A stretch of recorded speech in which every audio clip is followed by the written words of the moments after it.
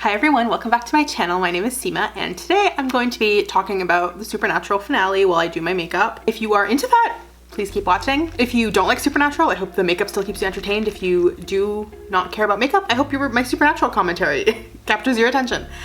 I want to start off by saying I liked the Supernatural finale. This apparently, I can't actually tell if it's like a controversial opinion or if it's only seems controversial on the internet because like a subset of people are really angry for like a very specific like reason, but like the actual majority of people like the episode. I can't actually tell. The critical reviews I've read have all sort of reflected what I've been saying, which is that it wasn't like the greatest like episode of television in the history of the world, but that it was, you know, pretty solid finish for a show that's been on for 15 years. IMDb reviews last I checked were like at 6.6, but I know people are like mass creating accounts to like mess with those numbers, so I would not like trust them necessarily as like an accurate reflection of like the entire audience base.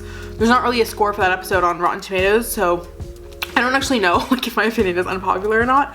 But I just want to start off by saying if you're like here for me to just rag on the episode for half an hour, it's not gonna happen. I generally really enjoyed it, and the issues I had were like not issues that were like unique to the episode. I also, it's like Tuesday night, so I'm gonna be filming this and editing it all at once. So I have this venti caramel brulee latte, and then I have a backup Americano misto coffee. So I might, like, by the time this is all over, have like 7 shots of espresso in me, and that's cool. It's funky, it's fresh.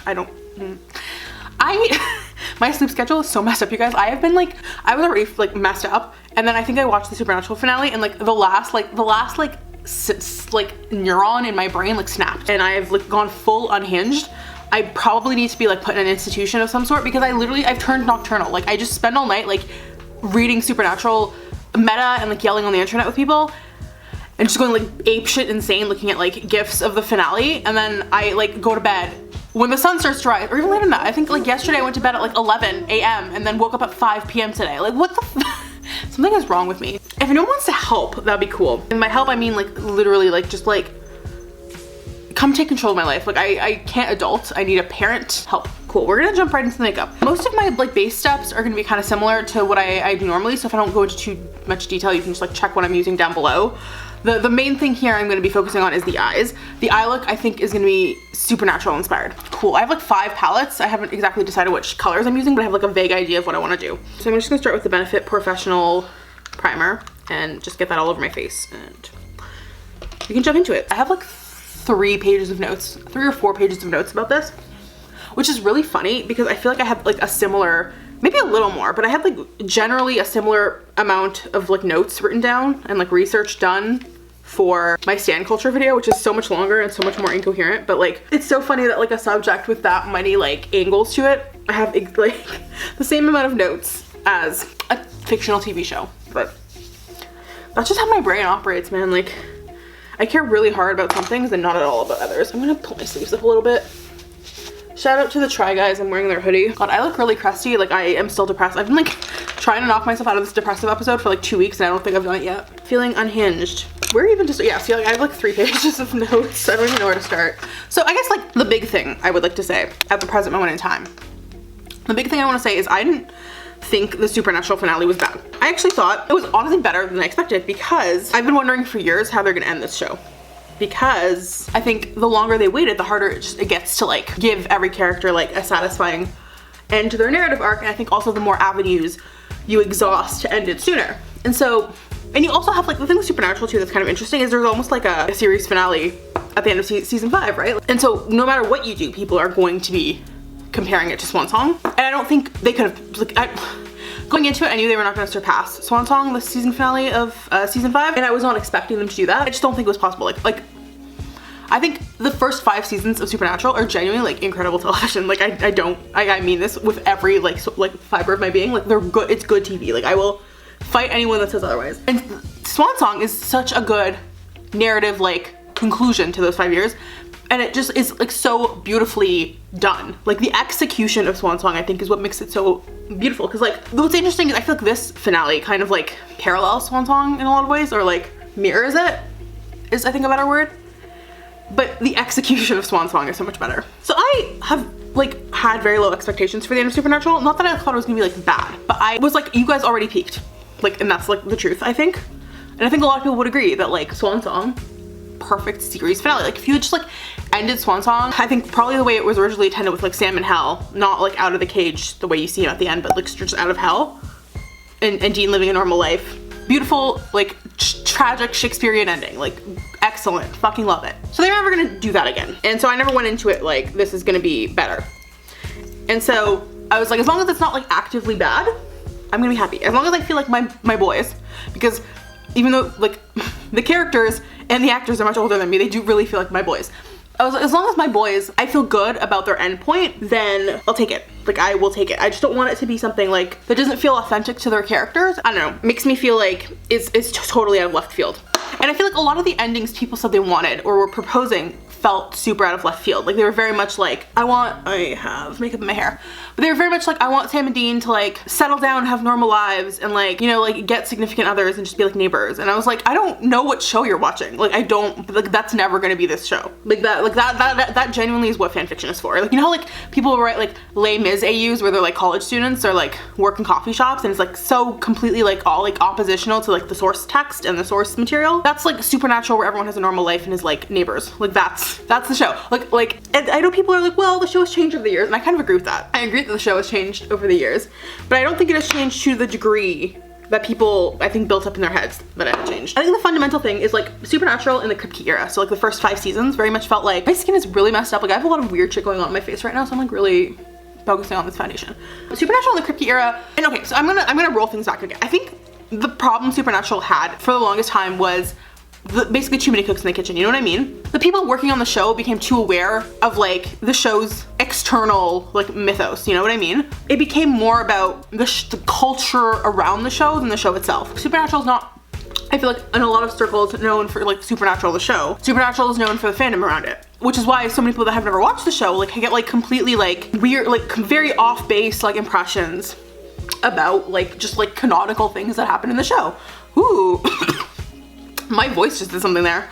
But their impressions about the show are like totally off base because the way the Supernatural fandom interprets Supernatural is so like oppositional to what Supernatural actually is, which is like okay. I think what's interesting about fandom, because I harp about fandom a lot, but I think at its core fandom is very interesting. I'm just using my Tarte Shape Tape Concealer.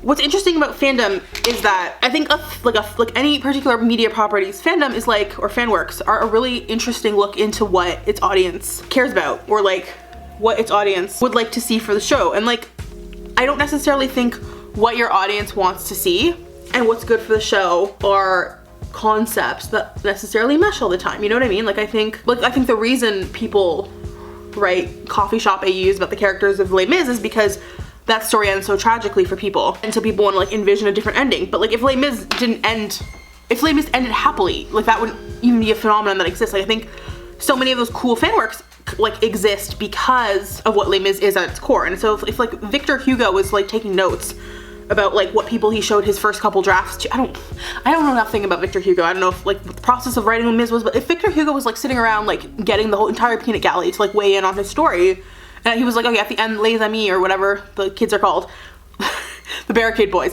if they have to live, because like it'd be just so sad if they die. Like, would it be Les Mis? No. If like instead of doing what felt like right for his story, he was like getting everyone and their mother to like weigh in on what who Marius should end up with, would it be what it is? No, I don't think it is. And I think fandom is interesting because I think fandom for a lot of the, like fandom used to be very much about, this is what I would like to see, but I don't actually expect it in canon. I don't think, and I'm not gonna like petition the showrunner, you know what I mean? Because like it's for me and for my fellow fans' consumption. And I think with the advent of like social media, it's kind of shifted into things that make sense in fandom and in fanon culture should be reflected in canon, even if that doesn't make any sense.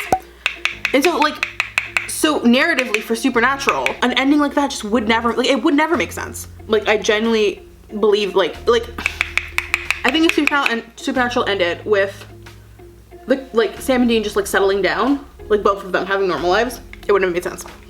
Like ever. At any stage in the 15 years. Like I don't care how domestic their life had gotten near the end, like it was still like a hunting domestic life, which is I think the closest they were ever gonna get to a fully normal life with both brothers alive. I'm gonna put that out there.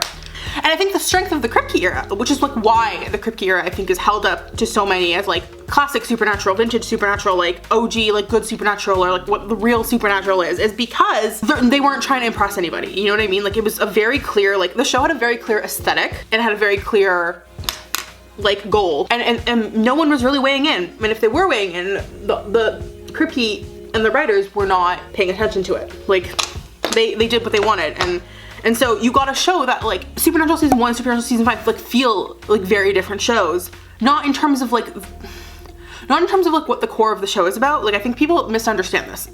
The core of the show has been Sam and Dean like since day one, and it has that has not wavered. People that say otherwise are not watching the same show. Like that has always been the core of the show. But the feel of the show has definitely changed. And that like in season 1 and season 2 and all the way through season 5, it was like the color aesthetics, the palette were super gritty and dark. The music was really well chosen and like thoughtful and really added to like the atmosphere.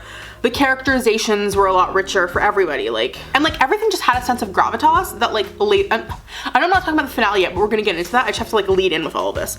There was a sense of like, I think gravitas, that things that were small still felt weighty, which is why like seeing one demon in an airplane in like season 1 episode 4 was such a big deal in comparison to like the literal apocalypse could be happening in season 10 or 11 or 12, and there's no weight to it, like because they're just like the feel of the show has changed so much, and I feel like they've leveled up the myth arcs so much, but they haven't put in the effort into making any of their big bads feel weighty in the way that like a low budget, low audience fighting every like tooth and nail for every little inch of what they got show did originally. Kripke was the showrunner for the first 5 years. It was his show. There was very clear like vision. Supernatural has gone through like 4, maybe 5, I think 4 showrunners in its entire like 15-year run.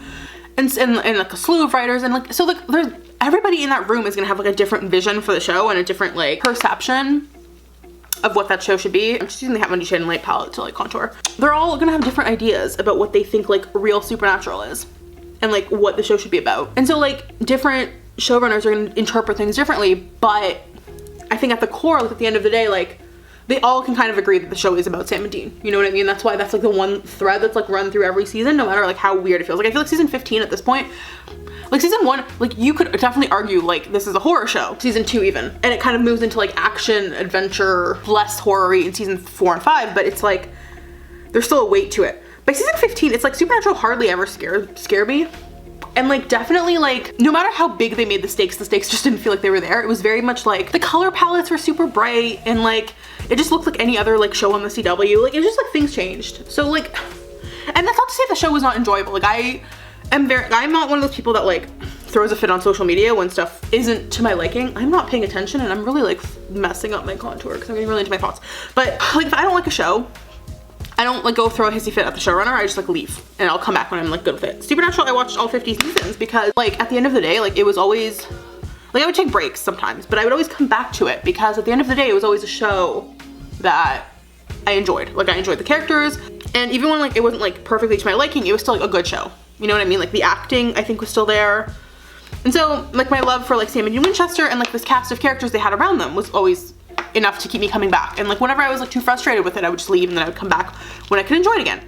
I'm not trying to argue like none of the seasons were good after season 5. Like I think people that say that, like that's their opinion, but I don't think it's necessarily a good one. Sorry, I was texting my friends about Supernatural because I can't fucking get this show out of my head. Anyways, what I was saying was there have been very good, jeez, the contour on this side of my face is like god awful. Let me see if I can fix that real quick. It's a little better. Supernatural, like season 11 had some really solid episodes. Like Red Meat in season 11, Baby in season 11, really, really good episodes. Anyways, and like there have been really great characters. Like Jack is one of my absolute favorite characters on Supernatural ever is Jack, and he was introduced in like season 13. So like, I'm not coming at one of those like, I know there's a lot of like Supernatural elitists that are like don't even bother watching after season 5.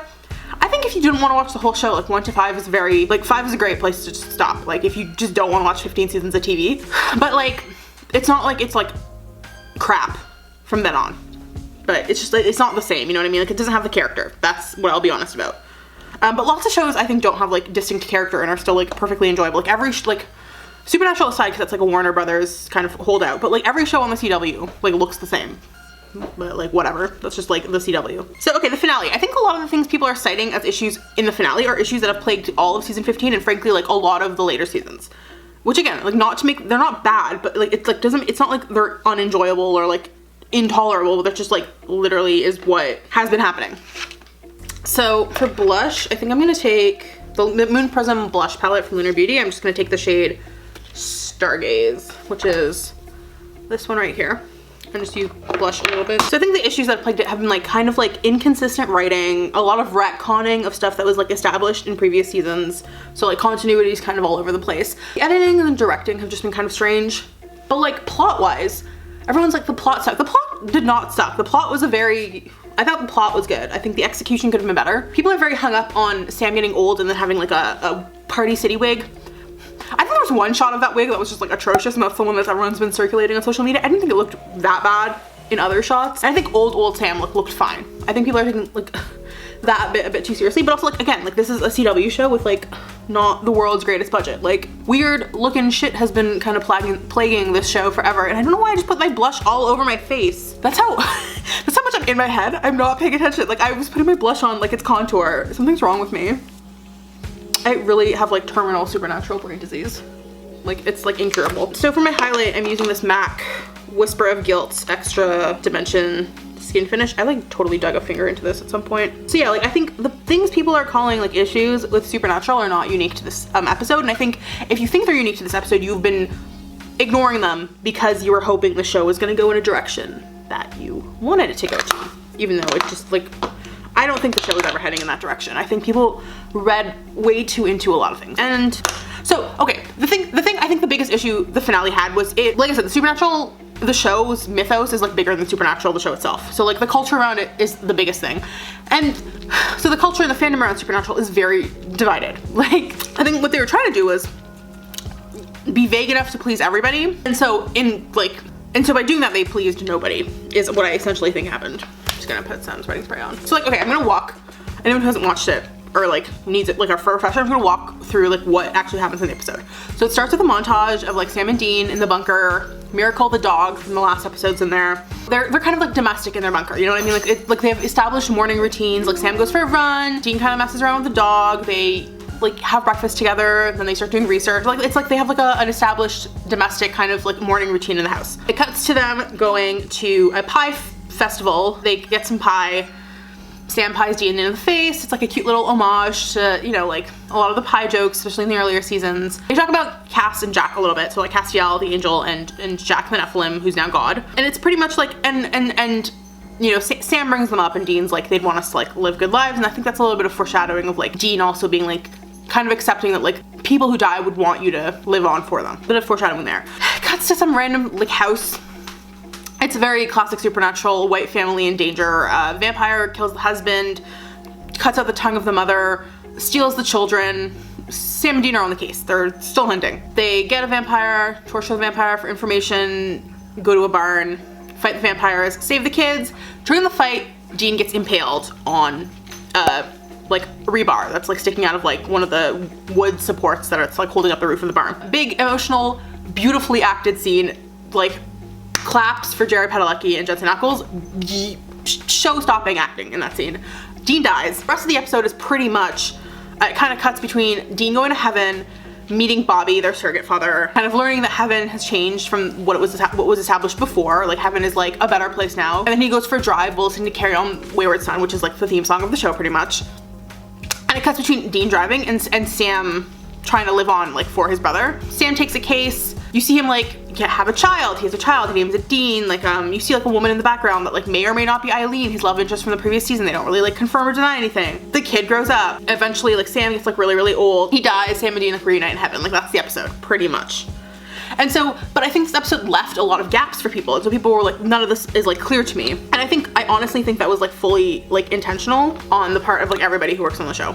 I think they were just like, well, there's no way we're gonna please everybody. So if we keep it vague enough, everybody can fill in the blanks with whatever they want. So people are like, well, how long passed between Sam and Dean saving the world and everything that happened in the last episode and this one? And it's like, they never tell us. Like it could be a couple weeks, it could be a couple years, so we don't know. Like Miracle the dog is like still alive and still kicking, so like presumably it's not more than like 6 or 7 years. People are like, well, they brought up Jack and Castiel, so it must be pretty recent, but I don't think it's like uncommon to bring up someone who's died years after they're gone, right? Like if you're somewhere where you think they would enjoy themselves and that you know they never had the experience of going, and you still like miss them. You like, it's not unusual to be like, well, I wish this person who's important to me who's passed, like I wish they could be here to see this. Like I don't think that is an indication of how much time has passed. I think that was intentional. Like you could be like, this is very recent, or you could be like, it's been a while. Like I personally interpreted it as having been like a good like couple months at the very least, if not like a year or two, just because I feel like the bunker morning routine seemed very done. Like it just felt like they'd done that for a while. Like it was not a new routine. It seemed very established to me. Them not really being like grieving super strongly for their like fallen friends in that episode did not surprise me, because I just interpreted it as like it's been like a decent amount of time. I don't think the intention had ever been to like imply that they'd like stopped being hunters or were planning on stopping to being hunters. Like it was very much like this is their routine. They do some normal people stuff and they do some hunting, and that's kind of like the balance they've struck. I think in terms of the death, I think you were supposed to interpret, like I think the woman in Sam's montage of getting old, like you kind of, I think for like, I know Eileen, who is Sam's kind of like love interest this season, I think because Supernatural like love interests have kind of always been kind of hit or miss. Like, you know, some people love them, some people hate them. I think they left that deliberately ambiguous in the sense that like the actress in the background was not the actress who plays Eileen, but she had like a similar, she looked like she could be Eileen. Like she had dark hair, you couldn't really see her face.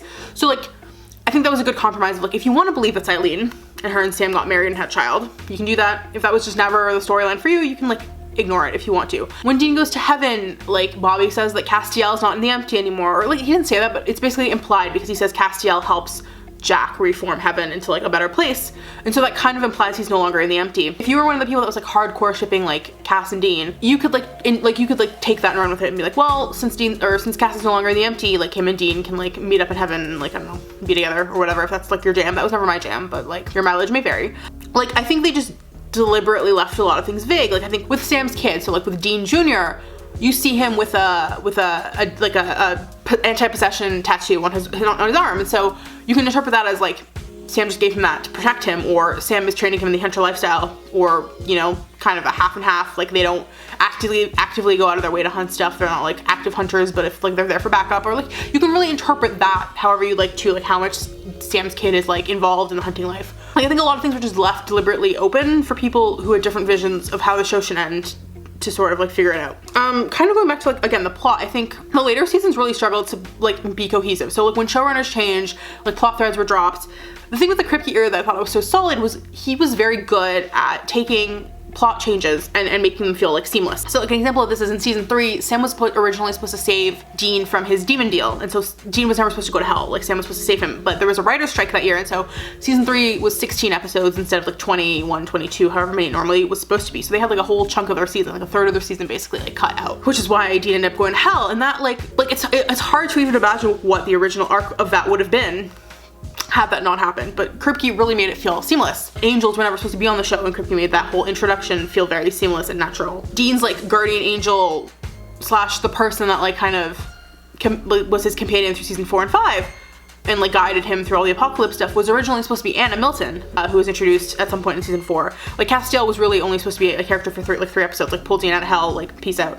But Kripke like flipped those roles. He like assigned a lot of Anna's storyline to Castiel and then wrote Anna off, which I liked Anna Milton. I thought she was an interesting character. I would have liked to see her used more. But like besides the point, like he was very good at flipping switches and making things seem very seamless, and like they were always part of the plan. Whereas I think in the later seasons, it's like things don't feel cohesive because when stuff shifts or flips like that, it just like feels very like out of left field and out of the blue. And also there's just so much fan service that you can tell is put into the show that just doesn't feel like authentic. Like if there's a scene and it's like logistically it doesn't make sense, like you're like, well, why is an X character here? Why is an X character like helping? And it's just like we needed to fan service, so we're gonna have Sam on the other side of this like church holding the doors closed while no one helps him, and like 3 people stand around like making eye contact. And I think if Supernatural like honestly ended in season 5, like, I'm not one of those people that's like, it should have, but if it had, I think it would be like looked at as like a very beloved cult classic. I don't know if like status it's gonna have anymore because it's like 15 seasons on, you're not really a cult anything. And it's just like, it lost that grit that I think would have made it so good. And so, sorry, going back to like everything being vague, like you don't even know who's in heaven. Like you're just kind of told like these people are all here, but you can kind of imagine who else is in heaven. You can like be like, well, did Dean really spend that whole time just driving, or did he like take breaks? Did he stop, visit people, and get back in the car? Like you just don't know. Like it's so deliberately vague, and I think it's intentionally kept that way just like to please a lot of people. And I think by trying to like make everybody happy, they made nobody happy. And I know people are bringing up, like, well, X actor said this or X actor said that, and that means this happened in the finale. I love the actors know their characters, but I think textually if something is not on screen, it doesn't matter what is said like outside of the show, because the vast majority of people that watch the show are not chasing after actor scraps or like writer scraps. Like if something does not come across on screen, it's not canon. Like it does not matter what any actor says, you know what I mean? Like if, like I know Jared has made comments about Sam's ending, like I know Misha has said stuff about Castiel's ending in episode 18, like that stuff's all great, but again, if it does not come across like on screen, it is like not canon. I think a lot of the issues with the finale too is I think a lot of people project onto these characters, which is like very natural, but I also think just because you project on a character doesn't mean what you like your projection is accurate, if that makes any sense. Like I think sometimes you just project and that's fine. I think a lot of people like to project onto these characters, but I think just because you're projecting onto a character doesn't mean that read is like what the writers intended or wanted. So all right, let's talk about like the actual finale and why I think the stuff Flip of issues with works. And this is controversial and I don't know why it's controversial, but Sam Winchester is the main character of Supernatural. Like, yes, Sam and Dean are the main characters and the leads, but like canonically, Sam is the main character. In the sense that the show starts with Sam, the show ends with Sam. And while I think this, again, because of the showrunner changes and the writing changes, like that has definitely, especially in a lot of the middle like seasons, has kind of like from 9 to like 14 maybe, like, or even 15, but like from like season 9 to like, I don't know, 13, 14, like I think a lot of that has been forgotten,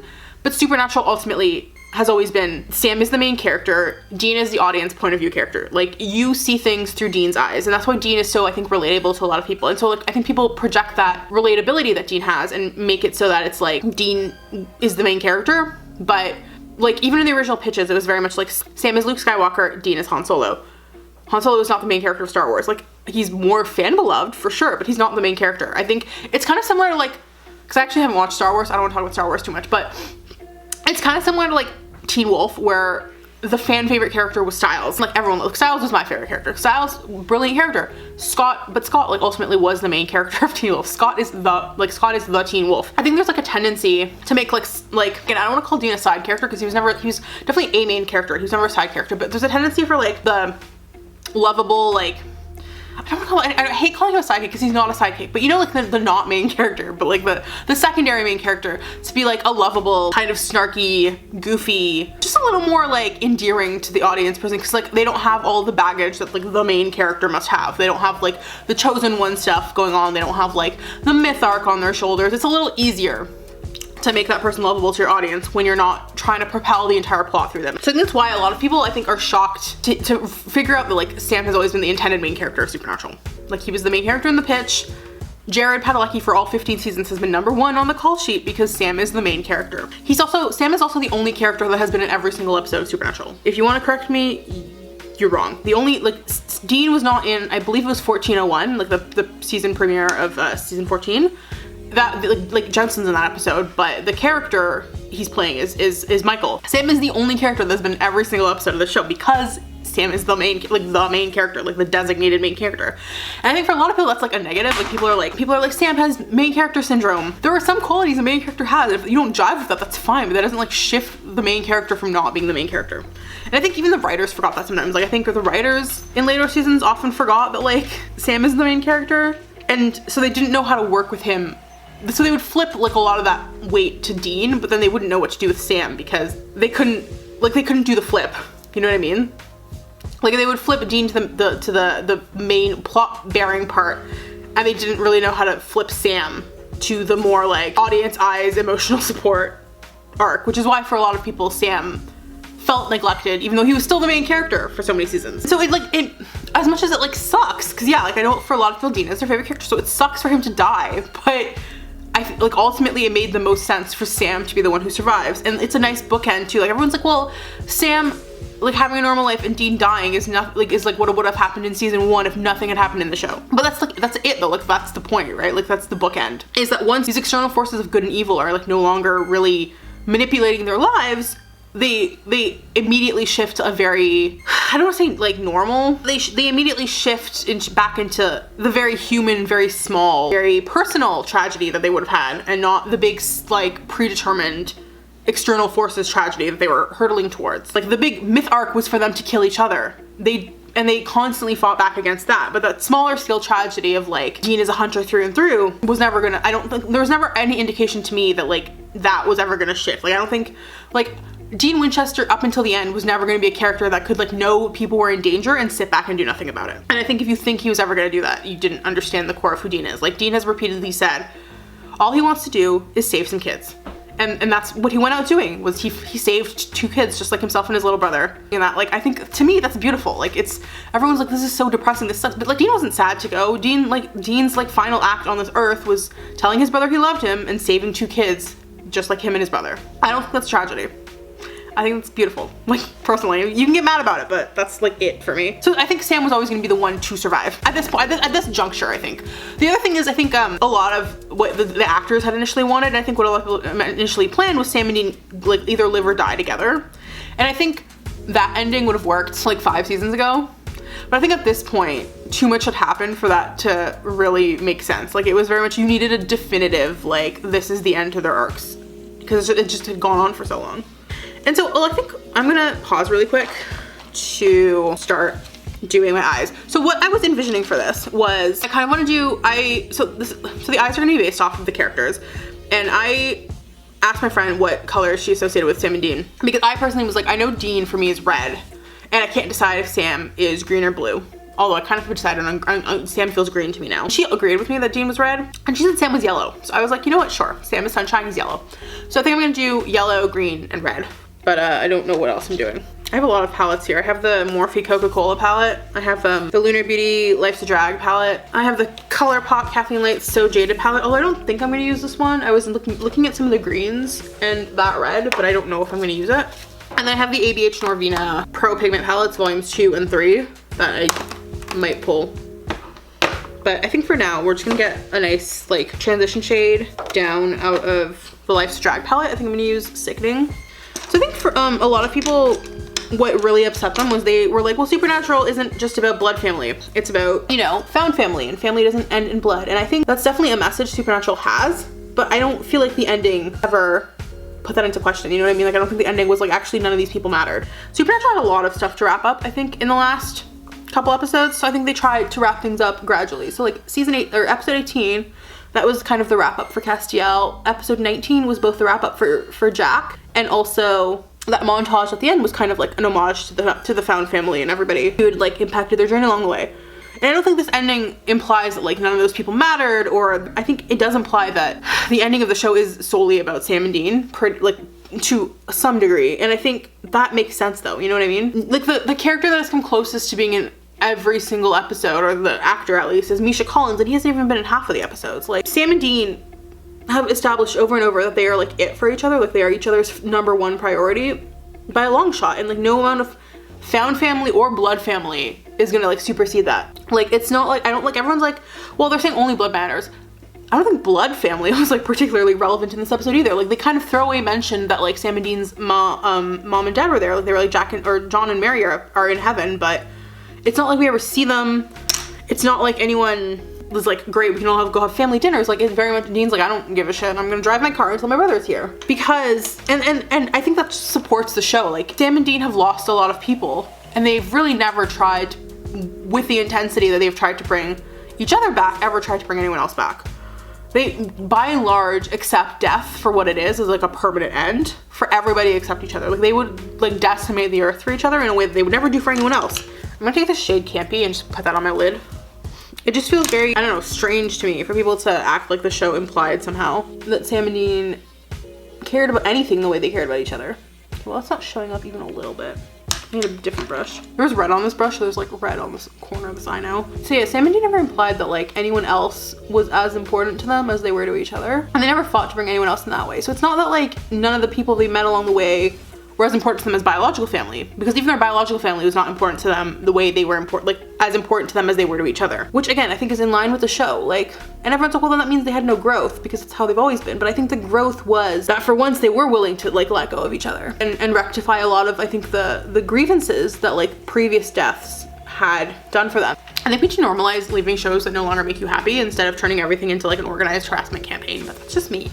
So yeah, I think the ending is obviously the ending they both saw for themselves, but I don't think that was ever an issue. Like the issue was never that like Dean thought he was gonna die on a hunt and Sam was gonna have a normal life. The issue was that they were being manipulated by these external forces that finally they were able to throw off and go back to kind of like their designated, like who they are as people points. Dean wanted to be there for his family and he wanted to save some kids, and that's what he was able to do in the end.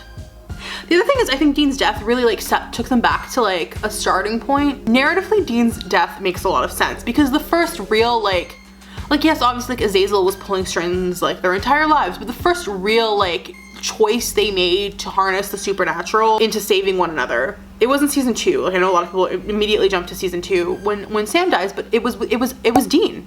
Dean was the first Winchester brother to almost die on the show. Not like almost die like, oh, like here miss, like Dean was going to die and then a supernatural force saved him, and that happened in, I believe, 112 in Faith in season 1. And everyone's like, well, Dean shouldn't have died on rusty rebar because that's not a dignified death for someone of his like importance.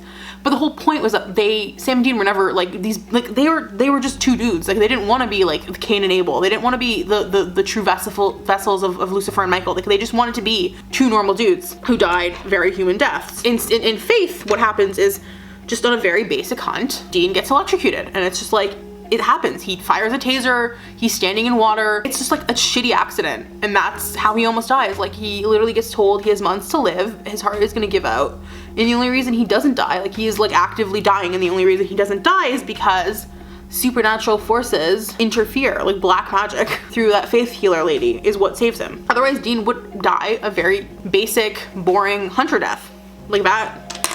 So that was the first time they like realigned fate. And so like I think going back and kind of like a point where things diverged and like resetting right there with Dean dying a normal hunter death accident, kind of shitty like, you know, happenstance death. I think that's a really nice bookend. I think it takes it back to like before external forces were like pulling every string. And everyone's like, well, Dean like finally accepted in the previous episode that he's not a killer and he's a lover and all that stuff. The reason I chose red for Dean actually was because Dean I think is a character that is like equal amounts, I think, love and hate. You know, like I think he carries both of those characteristics within him, and like I don't think any of the actions he took, I'm using Snatched from this palette, I don't think any of the actions Dean took were actions that he took out of hate or a desire to kill. Like I don't think the Dean we saw in that episode was fueled by like just wanting to go kill vampires for fun. If the vampires were not like actively stealing children, Dean was not gonna go find their nest or like finish his dad's case or anything like that. It was just that like children are being kidnapped and we're probably gonna die. And so Dean wanted to save them. Like it really, I think the emphasis for saving people hunting things has very much been on the hunting things aspect of it for a very long time. And I think that shift back to saving people was kind of a nice way to end the show off of like Dean is not fueled by his desire to hunt. He's fueled by his desire to save. And that was the last thing he did, was he saved people. He saved kids. Like, I don't know how to explain to you that's like not tragic. That's like how he would want to go. And everyone's like, well, his last moments, he was like deathly afraid. He wasn't. He was very calm. He was very accepting of his death. He was in pain, obviously, because he'd been impaled, but like to act like he didn't want it. Like he was like afraid to die, or he was like, that it wasn't a fitting death, I think. That's the thing with Supernatural. I feel like everybody's watching, like stuff we see is all the same, but everyone has a very different narrative going on in their heads about what the show should be about. And I thought it was nice to go back to the saving people part of saving people and hunting things. And I think the boring death to show that they really are free of like the plot shield armor that kept them alive for so long is really nice, because again, it wasn't even just Faith. Like so many times that they could have died very easily. There's an episode in season 4, I think it's called The Song Remains the Same. Or is it season 5? I don't remember. It's in season 4 or 5, but they go back in time and they like meet their parents. And in that episode, Sam also dies basically the same way Anna, the angel, she takes like a rebar pipe out of a wall and like impales Sam with it, and that's how he dies in that timeline, or in that episode before the Archangel Michael brings him back to life. And so I think those are all like little bits of foreshadowing to me, which kind of explain why Dean had to go out the way he did. And also in like Dark Side of the Moon, when those hunters kill Sam and Dean because they blame them for starting the apocalypse, when they're in heaven, they get told that they have died like a bunch of other times on hunts, and they've always been brought back to life on God's orders because there was a big plan for them. So again, for Dean to die in a mundane way on a hunt is not some kind of like none of this matters. It's like that final show of like, they are finally free, and part of being free is not knowing how death is gonna come for you. That's why Dean is like, I didn't think it was gonna be today, because I don't think you ever, we talked about this last week in the death episode, you never know when death is gonna come for you, you never know when the end is gonna be. But I think them not having any more like supernatural get out of free cards is kind of a sign that they really are finally free of those forces. And they're like, and everyone's like, well, why didn't they call Jack? Jack's God now, and Jack is basically their son. Like, Jack would never let Dean die like this. But one, Jack said he was gonna be hands off, and two, again, that would just be inviting external, all-powerful divine forces to interfere with their lives. And I think the whole point of 519 was that they both were done with that. They were done with supernatural divine interference. They were done with being cogs in a machine that was so much bigger than them. They wanted to be Sam and Dean, two human guys who had the capacity to die incredibly mundane human deaths. And I thought it was very, I don't know, I'm gonna do some blending while I talk. I thought it was very sweet for Dean's last death to mirror Sam's first one. In All Hell Breaks Loose, like in All Hell Breaks Loose, Sam dies because he gets literally stabbed in the back and he bleeds out in Dean's arms pretty much. And for this to be, Dean gets stabbed in the back, bleeds out, Sam's arms. I thought that was like, it was just nice. There was a lot of really nice bookends to the beginning, and I think a lot of people were like, why is the show going back to the beginning? But I think for a show that's been going on for 15 years, and that wrapped up its season myth arc an episode ago, for the very last episode to kind of like pay homage to where it started and where it's gone, I thought it was very nice. I don't know why that's a negative for people. I don't think it regressed anyone's characterization. I think the biggest show of character development there was that Sam and Dean both accepted what had happened pretty instantly. Like, I know Sam was in denial for a bit. The biggest growth here was Dean telling Sam to promise him that he wouldn't bring him back. Because I think one of the biggest loose ends was, I think one of the only other times we've seen Sam after the pilot really try to do the normal life thing was in season 8 when he thought Dean had died, or were like in purgatory. Sorry, I'm taking the Coca-Cola Morphe palette.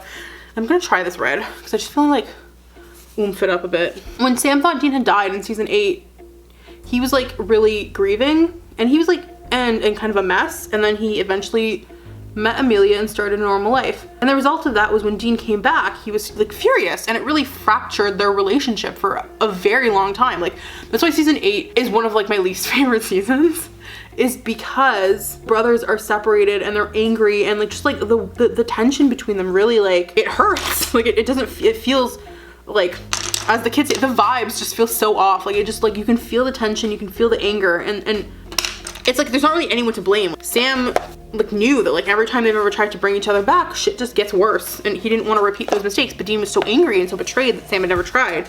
And I think that was kind of a shadow that, even though that itself was resolved, the shadow of that I think was always looming. And so this time for Dean to explicitly give Sam permission and be like, don't try to bring me back, don't look for me, don't look for another way, just like let me go, tell me it's gonna be okay, and go like live your perfect normal life. For the two of us, I think that was growth on both their parts, and for Sam to accept that, I think was like a huge amount of growth, because he for so long had the Amelia season 8 situation like hanging over his head of like, maybe I did fuck up, maybe I should have tried harder. So I think for them both to accept that the death of one of them as this inevitable, unchanging force, I think was growth. And Dean giving Sam his blessing to move on, and just like, you know, accepting that like Sam didn't need him anymore was also a piece of growth. Like, I know people are like, well, Dean has always been like, nothing can happen to me because what about Sam?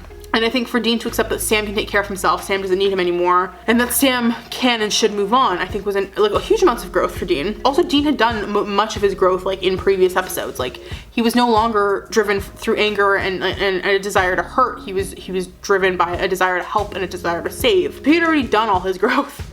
Like, there was nothing showing Dean having a normal life would have, I think, done that we hadn't already seen. And yeah, I think Sam's growth really is just like letting himself pursue that normal life without like feeling like shit for it, and not feeling like he's done something wrong, and not trying to bring Dean back. Like, that is a huge amount of growth for both Winchesters, is like them accepting death and not trying to bring each other back from it is the biggest growth you can have. Because it really, everyone's like, well, they didn't shatter the codependency, but I think like that they did. The fact that like Sam lived a life without Dean, and like, yes, he was still grieving Dean, because I don't think grief is like a linear process. I don't think if you lose someone that's that important to you, I don't think you're ever gonna just like be like, cool, I've moved on now. I don't think it's unreasonable for Sam to have still been like thinking about Dean and, you know, having moments where he did have to go be alone and think about his brother.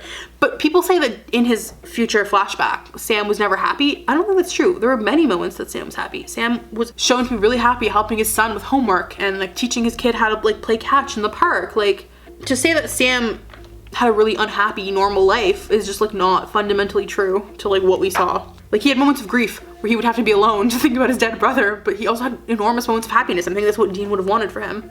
And I think that is what Dean wanted for him ultimately. Between the two of them, Sam's the only one that's ever been shown to be like okay with having a normal life. It's always been his desire, and even though he accepted that like hunting was just like what the family did, like it was never, that was still never like ever his end game, I think. And I don't think he would have wanted to hunt without Dean.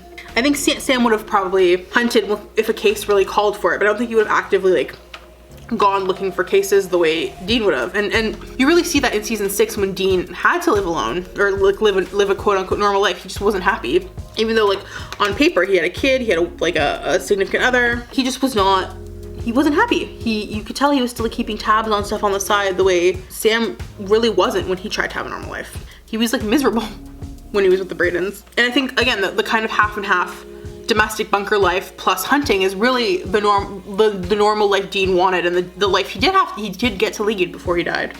And I think just on a character level, Sam's growth has been enormous throughout the show. Like, to say that none of the past 15 years mattered because he still ended up with a normal life is like just disingenuous to like how much his character has growth. Like, when Sam started out, he was very fueled by anger, he was fueled by like vengeance and like rage, and he eventually that kind of burned out, and he learned to be more fueled by like his love for others and his desire to protect his family, and he kind of went through being angry, vengeful to like this broken, very dependent on his brother, fragile person, to being happy and being resourceful and being a leader and really finding himself again. And so I think to argue that like the Winchesters had no growth because their endgame like fates were predicted in like the first episode of the show, I think that's like circular storytelling, but it's not bad. Because again, the Winchesters' fates were never the issue. Like, the issue was never that like Dean was gonna die a hunter's death and Sam was gonna have a normal life. Like, that was never the issue of the show. The issue of the show was these like, sorry, I don't know what's happening upstairs. Were these forces bigger than themselves manipulating them? Sorry, I'm using the Norvina palette volume 3, and I kind of used some of this yellow and a little bit of this red. I'm gonna use some of these greens now and just kind of work on this lower lash line. I don't know what's happening with this look, but I'm not like mad about it. Genuinely, like, I don't know what's going on. See, I don't think the show abandoned its premise of like found family. I just think that the found family was never the center of the show. I think they developed this ensemble around them, and that ensemble was important. It was just never more important than they were to each other. And that doesn't mean they're like selfish. It just means like, yeah, I probably like, no offense to all my friends who are watching this video, but I don't think they would disagree either about their families. I would never pick, if it came down to saving like my brother or my friends, I would never, my friends are my family in a lot of ways, but I would never pick them over my brother. And I don't even have like the crazy codependency, whack-ass childhood that Sam and Dean Winchester had. Like, we had a pretty normal childhood with your like very normal levels of like trauma. And I would still never be like, yeah, I'm definitely more important to my friends than their families are. Or even that like certain, like, there are members of my family that are more important to me than other members of my family. And I don't think that means that they're suddenly not family. It just means that like obviously there are people in your life that mean more to you than other people. And I don't think that's a weird, controversial thing. Like, yeah, obviously the ending wasn't like everybody's like perfect, happy ending, we're all living our best lives ever, but that was never how Supernatural was gonna end. Supernatural was never gonna end with everybody happy living their best lives ever, because that was never the show or the tone of the show, even in later seasons. It was always gonna be a bittersweet ending, and I think always, and Sam was always gonna be the one to survive because Sam is the main character. And it's a bookend. It's a really nice reversal too of Swan Song, which is like the first finale, right? It's a nice reversal and a nice flip of all of that. And that was kind of the tragic part of Swan Song too, is that it ended with like the opposite endings of how the brothers expected for themselves. And they were both miserable. Like, Dean was miserable with the Bradens. Sam was obviously miserable being tortured in hell. But it was like, they got each other's endings and neither of them were happy. In this, it's like, they got their intended endings and both of them were happy. Like, that's the point, is like, their endings were never the problem. I think that the real progress was that both brothers let go of their self-loathing. They let go of, like, their self-sacrificial nature. Like, they didn't, like, this was never a death of someone sacrificing themselves. It wasn't a death where anyone else was pulling on their strings. And it wasn't them trying to save the world. It was just like, you know, a basic, like a very human death for two very human characters. And like, again, yeah, would I execute things differently? Yes, I would be more specific about what happened to the characters. I would be way more specific about Sam's life on Earth. I'd be way more specific about the timeline between the last episode and this episode. Like, there are definitely things where I'm like, y'all could have executed this way better. But I think ending with like a return to the natural order, a return to what Sam and Dean's lives would have been like without cosmic interference, I don't think that's a perfect ending, I think, for me, for this show. And as best of an ending I think you could expect, considering how long the show has been going on and how many like other ending options they kind of exhausted through other means. Dude, I kind of am low-key a little bit obsessed with how this eye looks. And I don't know, like, people like to argue that Sam was, or like Dean was not happy at the end there. I don't know how you can argue that when Dean was like very explicitly like sad to be leaving his brother, but like very accepting of his death, and not in like a mental health suicide kind of way. Like, he was not expecting to die that day. He didn't want to die that day.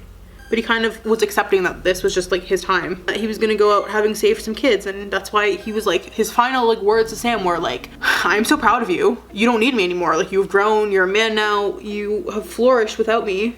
Get those kids out, get them safe, and then live your life. Like, I don't know, I just feel like people that disagree with that ending don't understand Dean's character.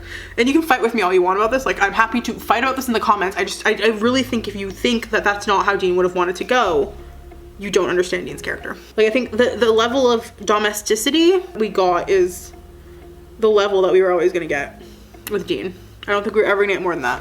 Like, it was a very healthy death. He got to do a lot of things he cared about before he went, you know. He got to get his pie. He went on his, like, he solved one last case. It was a good way to go.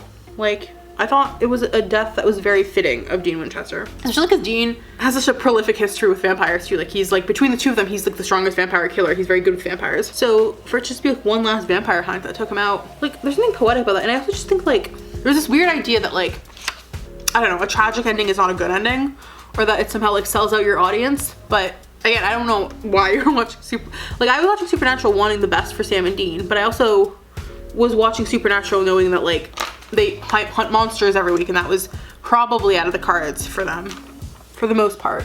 I thought the callbacks to the pilot were very sweet. Like, so much of Sam and Dean's like final like talk in the barn was a callback to season 1 and the pilot, and I thought that was a really nice bookend. I thought that was really, really powerful. Like, the barn scene, I was crying so hard, you guys. Like, I was going through it. Like, I was not like, I know I'm saying that this is like the ending I would have probably written for them too, but I also was not expecting it at all. Like, I did not go into that scene thinking that Dean was gonna die. And when it happened, I was literally like, I was making this face. I was like I was so horrified. I was just like, bro, I was like not having a good time. But I'm also like, just like thinking like I could not think of a better ending. Like, frankly, at this point, at this juncture in the show, I could not write an ending for them that I think would have fit more with what the show had established over 15 seasons.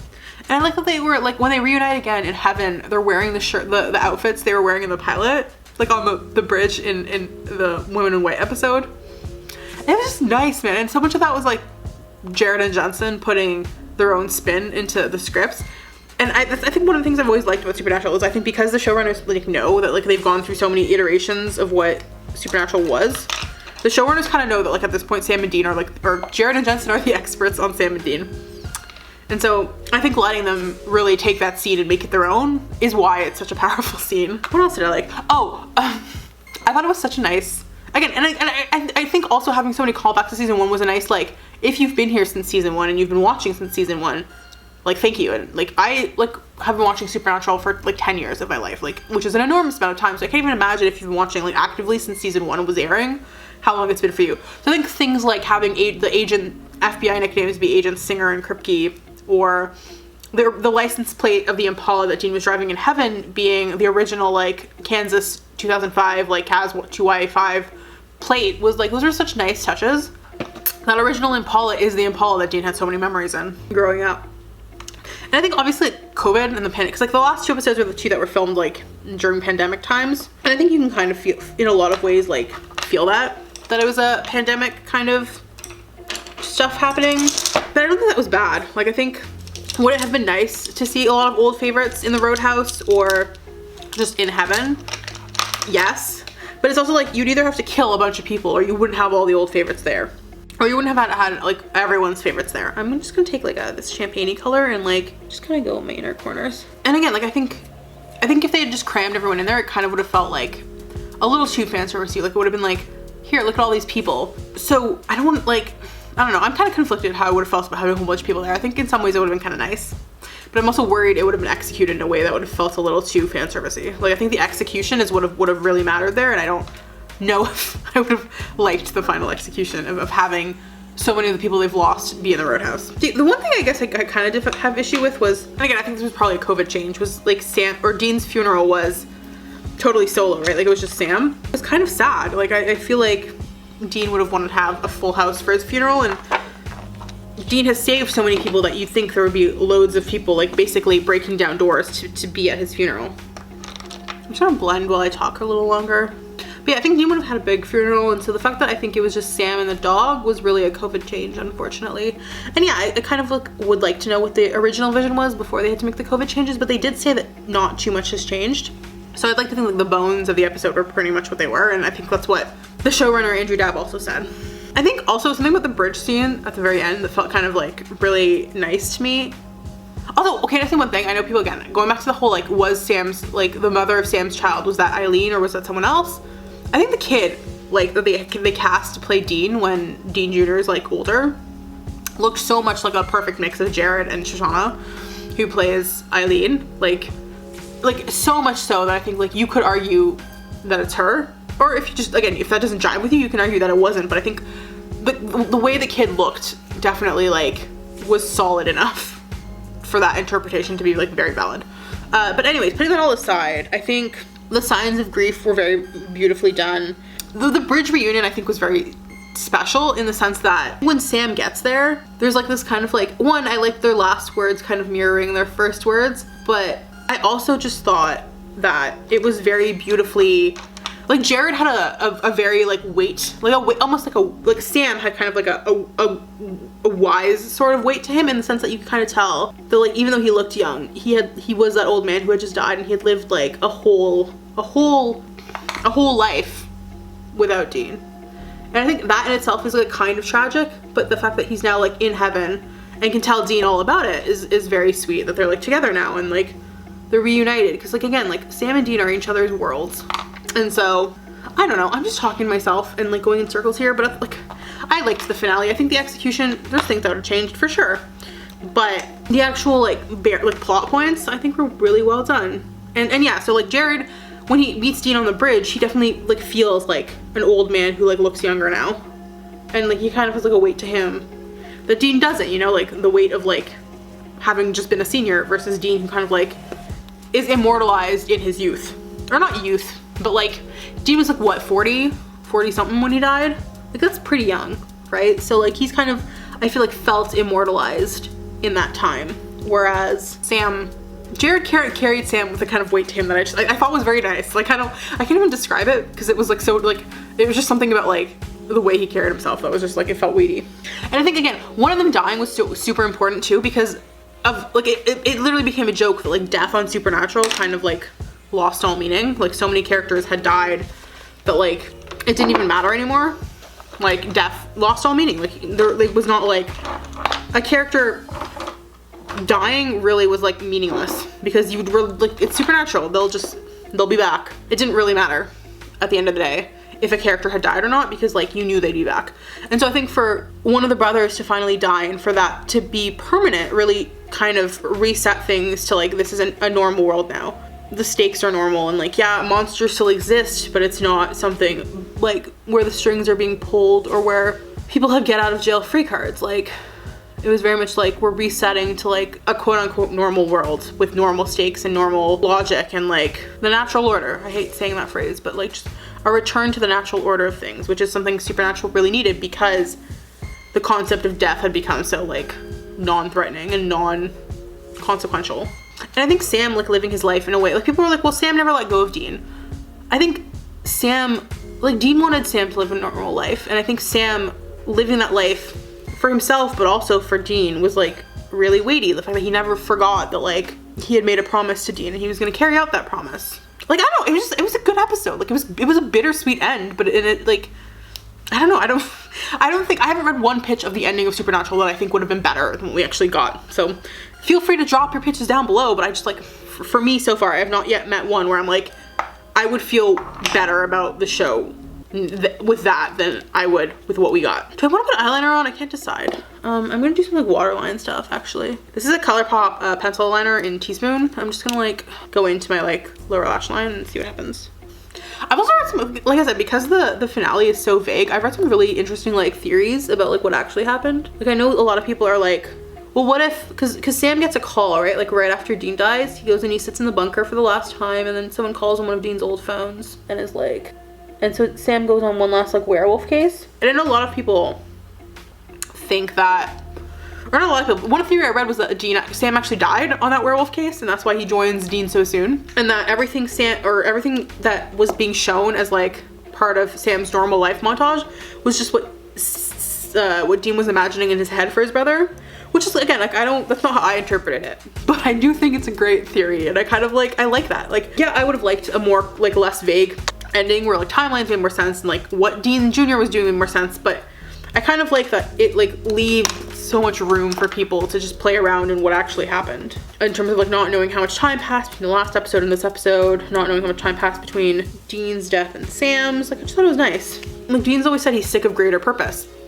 Like, I think people like pick and choose like things that Dean says to like suit their narrative, but like Dean has always said he doesn't want to be, what is going on with my lips, holy shit. But Dean has always said he doesn't want to have some great purpose. He doesn't want to be part of this big mythos. He just wants to be a normal guy that saves kids. And I think the fact that he got to be that is a good ending for him. Like, I don't know what people want, man. I could never run a show, because like, one, I would just like, if my like audience tried to tell me how to run my show and my creative like vision, I'd be like ballistic. Like, it would make me so mad. Like, I think this idea that like, because you have an audience, you owe your audience what they want and not your creative vision is like kind of insulting. Like, I think if you're watching a show because you like a show, clearly something there that drew you in the first place. I just really like severely resent the idea that like show running or like creative endeavors, because if they become like successful and if you develop an audience, suddenly become like collaborative. Like, just because you like someone's show doesn't mean your input into how they should like finish it like matters, because it doesn't. And I don't know, it's like, bitch, I think it's like a controversial thing to say in the age of fandoms, but I think, I don't know, I think the integrity of creative endeavors is lost when it becomes about pleasing the masses and not telling the story you want to tell. And I think that's why the Kripke era stands out to so many people, is because Eric Kripke never cared about what the audience was rooting for really all that much. Or if he did it, he seamlessly weaved that into the narrative. But overall, like, he listened to the story he wanted to tell. And if that story was tragic, he let it be tragic. Like, I think that those, like, the Sam and Dean story was just always the basic premise of the show. And I think people who are angry about how it ended just were angry with the basic premise. Like, they wanted to turn supernatural into something that it never was, like, frankly. I'm gonna, like, yeah, I'm gonna, like, not do black eyeliner on my upper. I think I'm good with that. I'm just gonna, like, move into mascara. I'm just use the Benefit Roller Lash on my upper lash line. And I think they both, one of them definitely had to die, because I think if they were both alive, Dean wouldn't have ever stopped hunting, and Sam would have never left Dean. So I think for both of their growth to happen, one of them had to die, and as I've explained, the logical reasoning for one of them to die had to have been Sam, because Sam and Dean love each other a lot, but I also think Sam can live without Dean, Dean can't live without Sam. And that has been established over and over. And would it have kind of been nice to see Dean finally learn to live without Sam? Maybe. But that was like never the story the show was telling. Because again, Sam was the main character. Like, for Sam to have the last word on the show, for the last like perspective to be Sam's, is like, you know, it's fitting. It is fitting to what the show is. Like, yeah, it's like Dean's perspective that turns around and you see Sam. But again, it's because Dean is the audience's eyes into who Sam is. I hope any of this is making any sense. Have I like barreled through all of my notes? I think I have. So I'm just gonna put my notebook aside and just like finish this look up while I keep talking. So yeah, I don't know. I resent the implication that just because you have a fandom means, like, I don't know. I think the more art becomes, and everyone's gonna be like, well, this is just a CW show, it's not art. But like, I think any creative medium, I think it's very entitled to expect the people working on a creative medium in any form to let go of their creative vision and cave to the will of their audience if that's different from what they were planning. You know what I mean? Like, I think if you like a show that doesn't suddenly give you, I don't know, ownership over what the show should be. And I think the more collaborative TV becomes, the shittier it gets, like, frankly. Like so much of Glee, like I never finished Glee because again, my policy has always been if I am no longer happy watching something, I just don't finish it. Like I will dip on shows and just not look back unless I feel like they're returning to what I liked. And the thing with Supernatural is, again, whenever I got frustrated with it, I would just leave for like a year and then come back and catch up and stick with it until, like, unless that happened again. And I think a lot of shows that where people, and I think people have like just need to do that more. Like if a show's no longer like making you happy, just like bail. Like no, you're under no obligation to finish it. You're not under no obligation to finish something just because you started out as a fan of it, and the people that make it are under no obligation to please you just because you're a fan. And I think so I think Glee in a lot of the later seasons focused really hard on pandering to its like audience and also to just like all the demographics that it was trying to represent, but it just suffered because it ended up doing all those things like so like horrendously terribly. So like I guess what are the main, like, and I feel like I don't know, the main reasons I see people being, sorry, I'm using MAC's Whirl lip pencil to do my lip. I figured I'd go something kind of neutral because the eyes are so like colorful, and then I'm using the lipstick in Whirl too. I love these lip liners so much. They're so creamy and long lasting, and I also just love the MAC bullet lipsticks. They smell like very distinct, and I kind of love how they smell. But they're also just like really good quality. Yeah, I think the main reason I see people being unhappy with the finale is they were just like building it up in their head to be, for the showrunners to be telling a very different story than the story they were telling. I think, at least. Like I think the showrunners have said over and over that this is the story of Sam and Dean, and that has been reflected in the show over and over, and that is the story of Sam and Dean. And I don't know. Everyone's like, well, the ending should have been happy after 15 years. We shouldn't have had a tragic ending. But I think Swan Song was a tragic ending, and even though this was like on paper a reversal of Swan Song, so it theoretically should have still been tragic. I think the barn scene was tragic, but I think the actual like ending of the episode was very happy, you know, like Sam and Dean reunited again in heaven with all of their loved ones. And yeah, you don't see all their loved ones, but you know they're there. You know they're reunited. You can like fill in those blanks yourself. Like neither of them have to worry about saving the world anymore. It's sweet, and I think it's the best ending that anyone could really envision for the characters. And I thought it was good. I thought it was solid. I think a lot of people really took Castiel's like goodbye speech to not be what it was, which was a very clear, I think, goodbye speech. Like I think that was a very clear like, this is like the final moment for that character. Like this is his big moment, and you can like argue about whether or not that should have been how he went out, and the optics of like, is this a bury your gays moment? Is this problematic? Like I'm not, like that's not a discussion for me to be having, but that was a very clear like, this is the end of this character. So I'm not surprised he wasn't in the finale, nor would I expect him to be, because again, that character has been in less than half of the show's episodes. Not to say he wasn't important or like a vital member of the team, but like he wasn't like on the same level as Sam and Dean. Fundamentally, like, where's my roller lash? I'm gonna put some more roller lash on because I don't like how this looks. And I think in terms of Cass and Dean ever being a ship, like that was never something I thought was very likely to happen. I think the more the fans hype that up, I think the more like fan service like scenes were inserted into the script, kind of as like a wink wink nod nod, we acknowledge you and we see you. But for that to actually like canonically go that far, I don't think that was ever on the cards. And I think people that earnestly believed it, I think we're just reading way too much into like meta posts on the internet and less into like just the on paper, like what is the show saying about where it's going and what is the show saying about who it's about. Like there's this tendency to like relegate Sam to minor character status even though he's the main character, and I think that is just the fundamental flaw of people that saw that show that way is like, if you were relegating Sam to minor character status, you were already starting off on the wrong foot. And I think the show has always been very much about like familial bonds, and so while the brothers have had like relationships over the seasons, that was never going to be the focus of any kind of endgame, I don't think, because it would have just felt strange for such a family-centric show to suddenly shift to like, here are our endgame ships, you know? And not every show needs to be about that. Like I think lots of shows are, but that was never what Supernatural was about, and I think that was okay. Like I think that's why people liked it. Anyways, I think I'm just talking in circles. I'm sorry if the ending disappointed you. Like obviously it's not going to please everyone. I don't think people should be bullying the people that worked on the show. They put their blood, sweat, tears into this for 15 years. I know like Jim Beaver, who plays Bobby, like deleted his Twitter account because people were like being kind of shitty to him. So like, I don't know. It's a TV show. Like at the end of the day, like if you are using a TV show as an example to send people like harassment or bully them on social media or just like be rude, like you've automatically like lost whatever like discussion is going on. I'm just gonna use Urban Decay setting spray and like set this all down. I love how this turned out, honestly. Like this is kind of like so fun. It like doesn't it didn't like scream supernatural in any way, but like I like that the inspiration was them. So look at my logic here was, so red, I don't know why Becca said red should be Dean, but the reason I wanted red to be Dean was, like, I don't know what her logic was, but Dean felt very red to me because red is a color I associate with both like love and like love and passion, but also anger. And I think anger and Dean is a character that for a long time carried a lot of both of those things. He was a very angry character who didn't even know why he was so angry, but he's also like, his whole arc has been like about love. Like everything he's done in his life has been for like the love of his brother. So, and the love of his family and the love of the people around him. So red was like kind of easy for Dean.